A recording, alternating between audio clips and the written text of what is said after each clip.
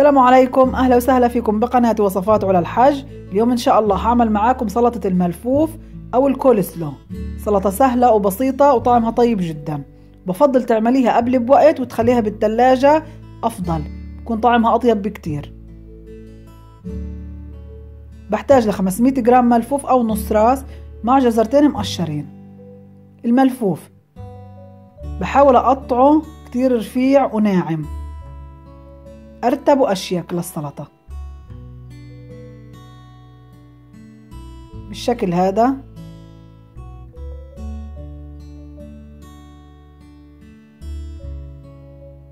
تمام هيك.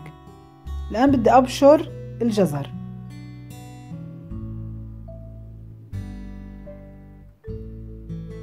بضيف الجزر على الملفوف. بدي أعمل صوص المايونيز.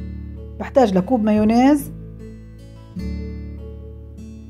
3 معالق كبار من الشمانت أو السور كريم أو لبن عالي الدسم، معلقة كبيرة سكر، معلقة كبيرة خل،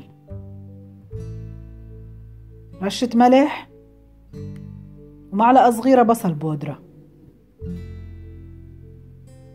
بخلطهم مع بعض وبضيفهم للملفوف والجزر وبخلطهم، بتركها بالثلاجة أفضل. وهيك بتكوني عملتي سلطة كولسلو تحفة.